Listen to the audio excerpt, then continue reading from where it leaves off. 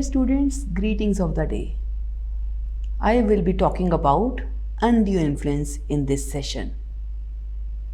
We have discussed coercion in the last session. Undue influence falls under the section 16 of Indian Contract Act 1872. Undue influence. The word is very clear. In terms of understanding the first word undue, that means there is no due part, there is no obligation, and influence is to be understood from the impact, from the status. We always say that the person is influential because of high status, richness, position and power.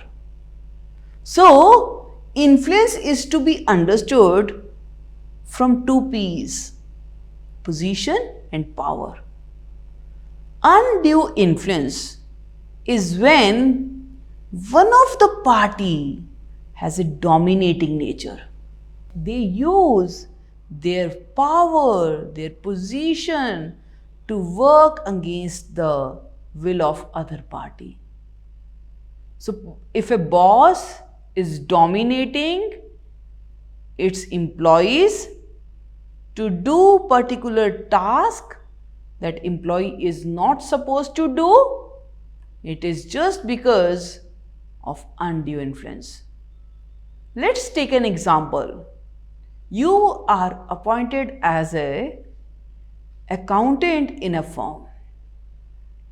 So your boss calls you one day and says, you have to go to the market and receive the orders from the distributors. So as such, it is not your job to do it, but you are doing it, you are agreeing on it because you know he is at position. So he is your boss.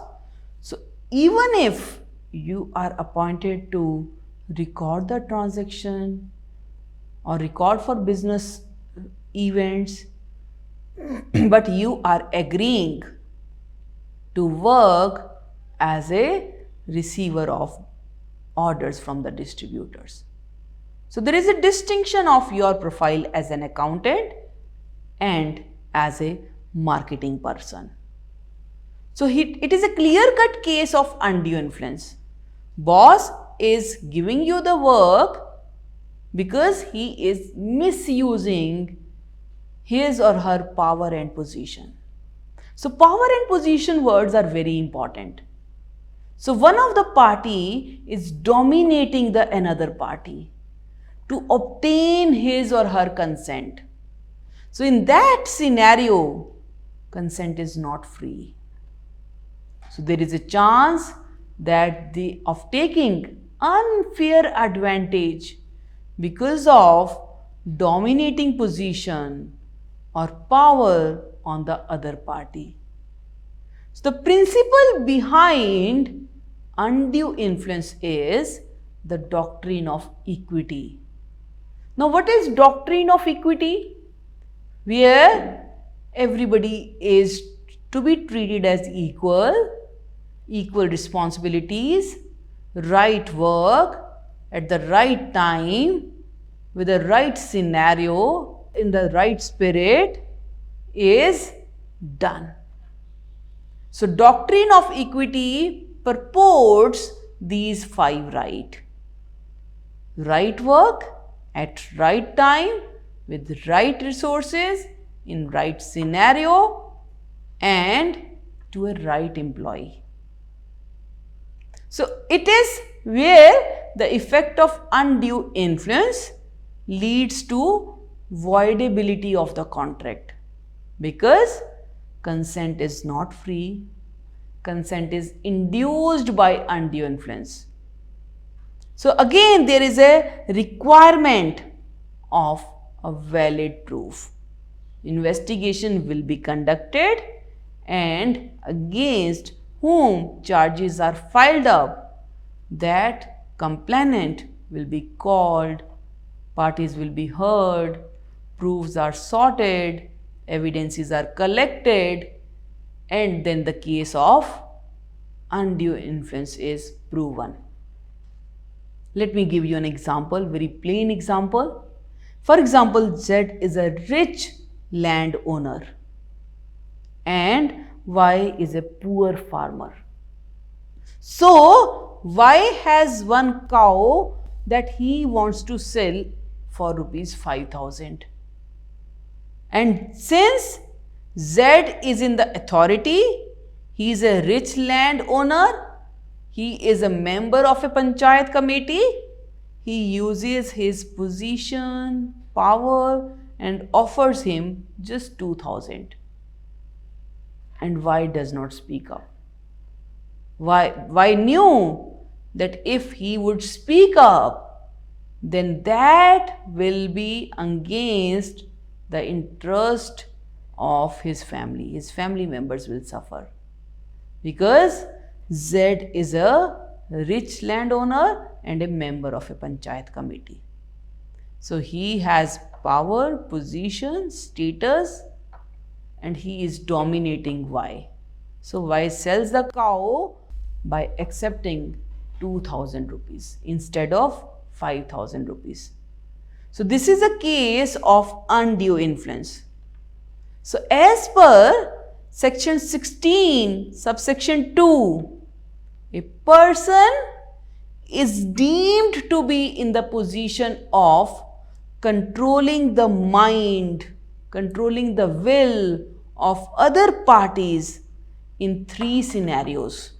Number 1, when he holds a real or apparent authority. That means when we talk of relationship between principal and agent, master and servant, income tax officer and assessee, there may be certain cases of domination. So real or apparent authority is when the position is higher. So we have a hierarchy. We do talk of there is a high income group, medium income group, low income group. We do talk of top level management, middle level management, lower level management. So when you are in authority of top level management and influencing middle level management for doing certain things that are not part of their key responsibility areas, KRAs, it is the case of undue influence. When middle level management uses the dominating nature towards lower level management to influence or get the work done which is not part of their job, it is clear case of undue influence. So first point is real or apparent authority. Second, when any person stands in a fiduciary relationship, that is relationship based on trust, love, affection, care towards each other. So that means fiduciary is when we are trusting a person. So like husband and wife relationship is fiduciary. So they trust each other. Or we can say any advocate and client, any doctor and patient relationship, any teacher and student relationship, all these fall under fiduciary relationship. So fiduciary is when the relationship is based on trust, care, faith, affection, love, etc.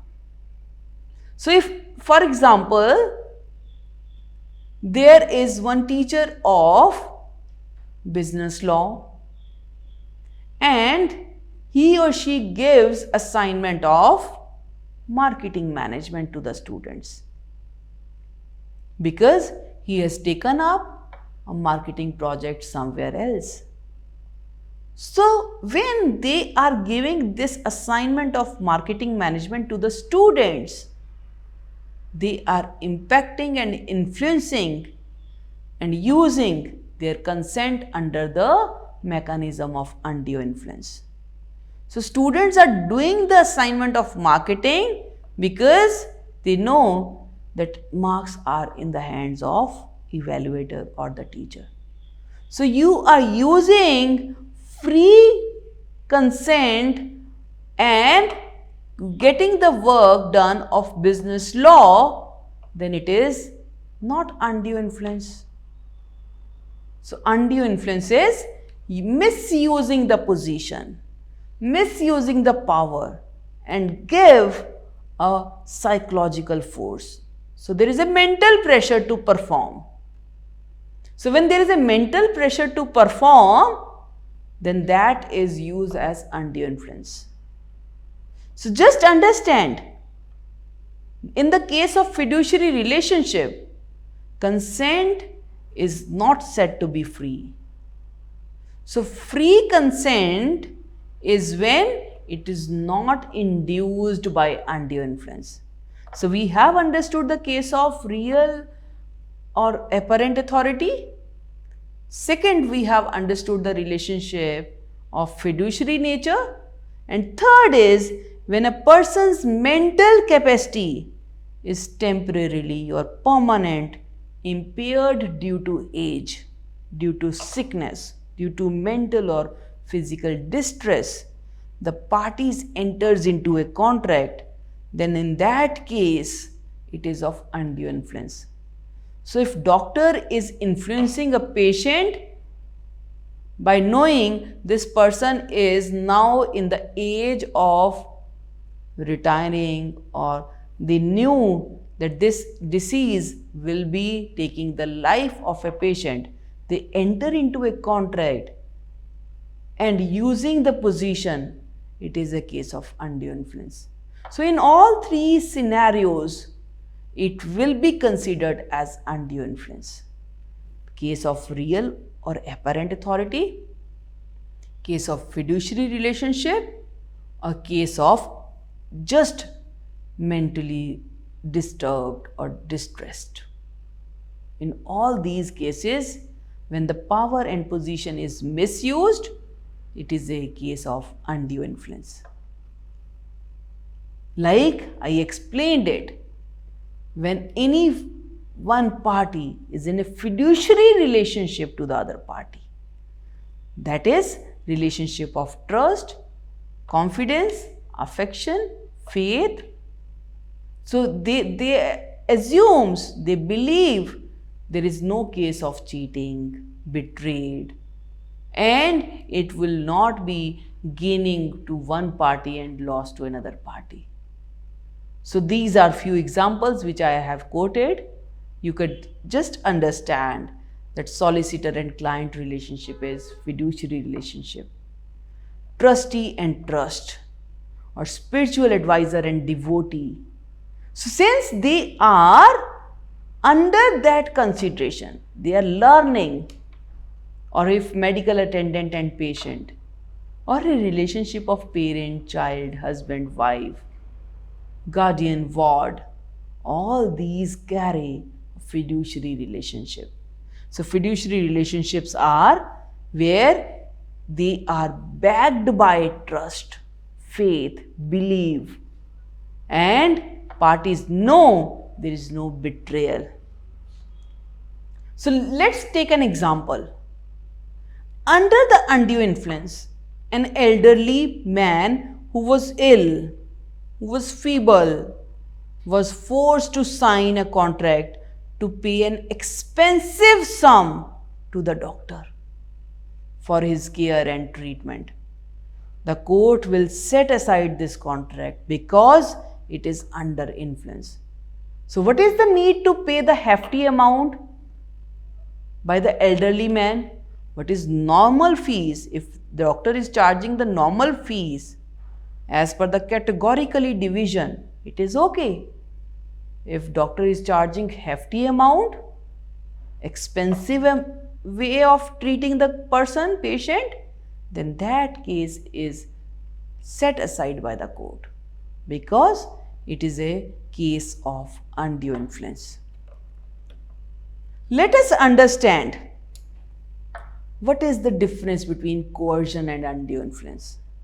Because we have covered coercion, we have understood undue influence, it is very important to understand the difference between these two. Coercion falls under section 15, whereas undue influence falls under section 16 of Indian Contract Act 1872. Coercion is using the threatening force, physical force.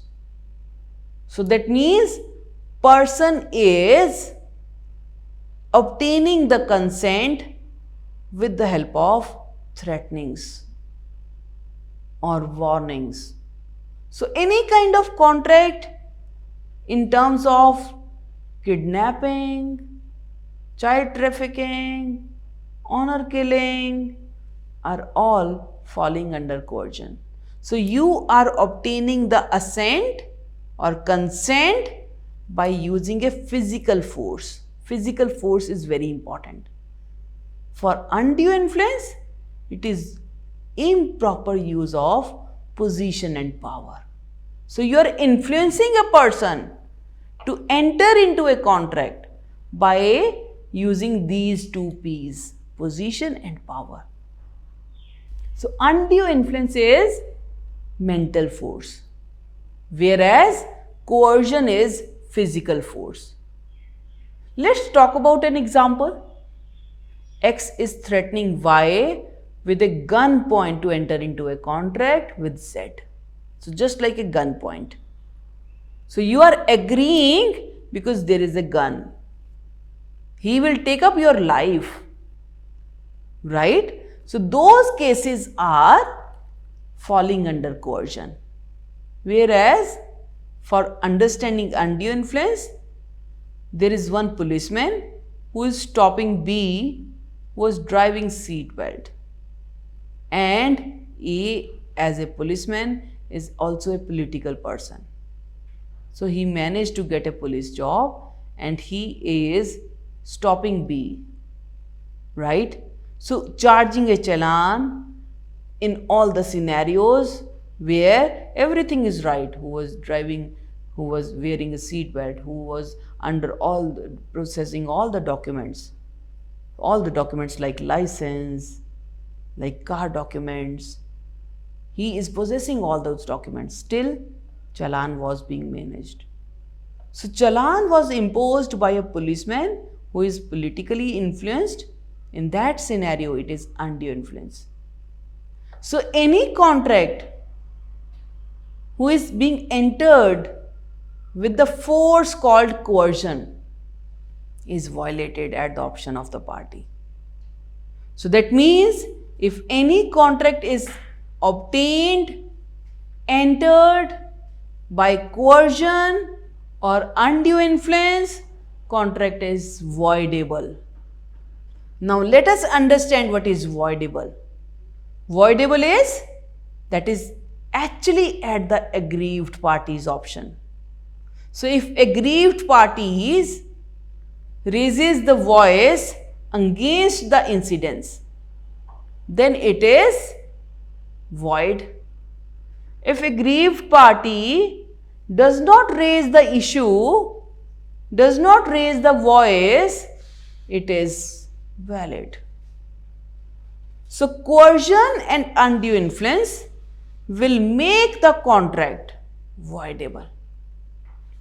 Another distinction is, in coercion, there may or may not be any relationship between two parties. That means A and B may be knowing to each other or may not be knowing to each other. So that is something very stranger to the contract or part and parcel of the contract.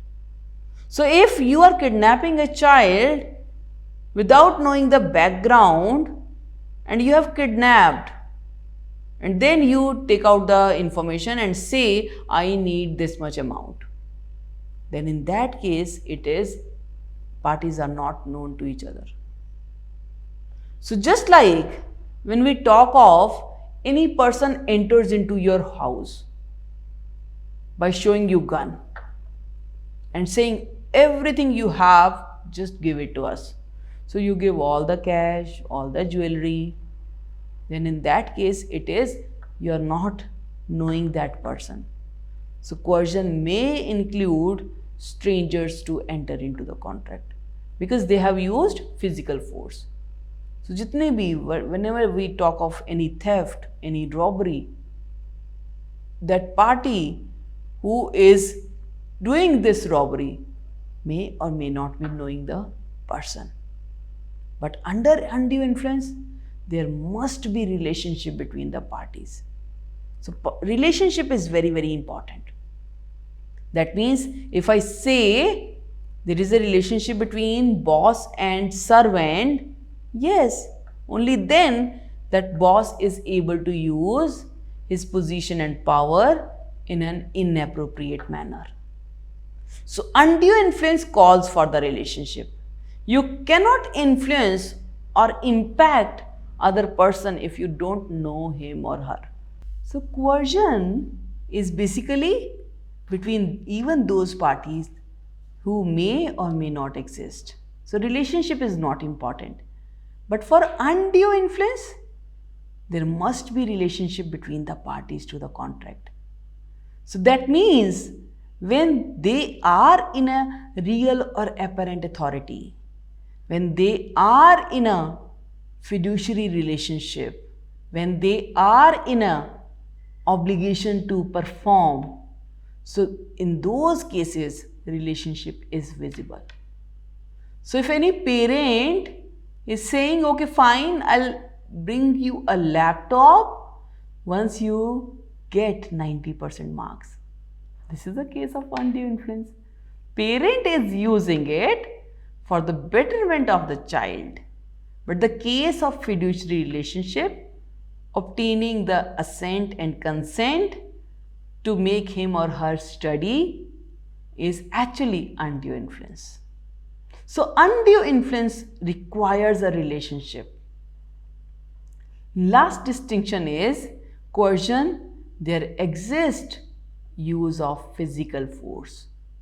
So physical force is the first thing that is visible in the eyes of law. So you are using a person's consent by the use of gun, weapon, right? Whereas undue influence, it is mental pressure. It is mental force. So when you are using the moral force to obtain the assent of the party, it is undue influence. So coercion and undue influence are very, very different towards each other. Coercion is use of physical force for making the party ready for the contract, and undue influence is using the mental force for making the party enter into the contract. So in the last, I would like to conclude that when we talk of free consent, we must know what is consent, what is free consent. Consent is you are agreeing on to something but where minds are meeting. So voluntarily you are agreeing. So meeting of minds of the same thing in the same sense with the same interpretation makes it as consent. And in order to make free consent, we require consent plus the incidents not used to obtain consent. That is coercion, undue influence, mistake, misrepresentation, and fraud. So when we are using the free consent, we must know when consent is not free. So we have discussed coercion and undue influence in this session.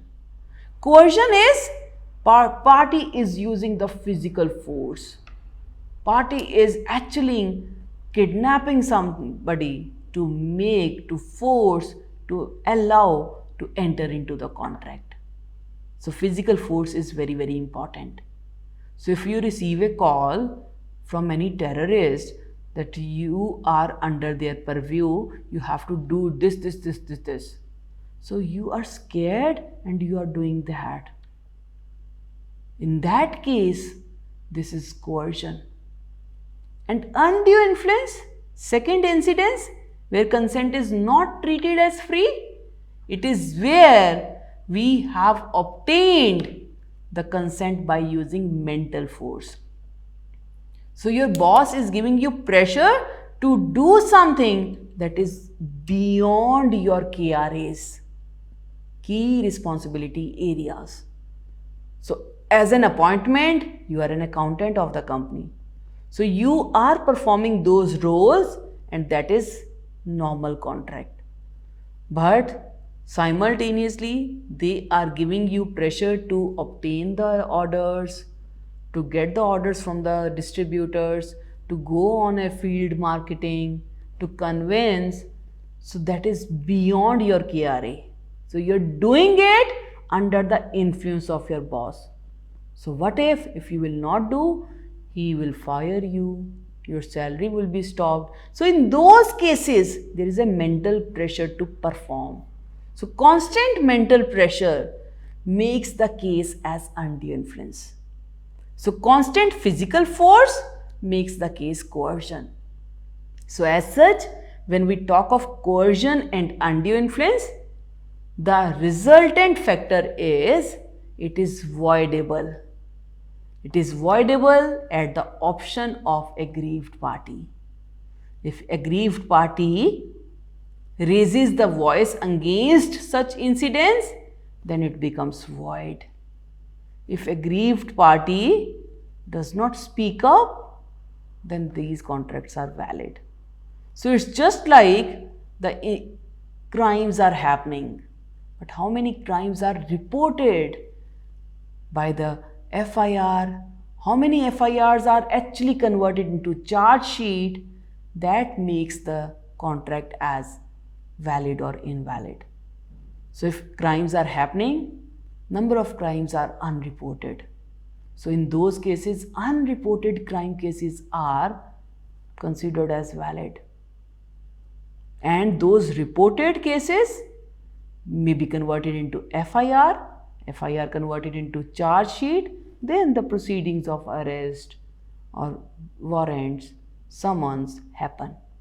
So in the last, I would like to conclude that the consent obtained by using coercion and undue influence is making the contract voidable. Thank you so much.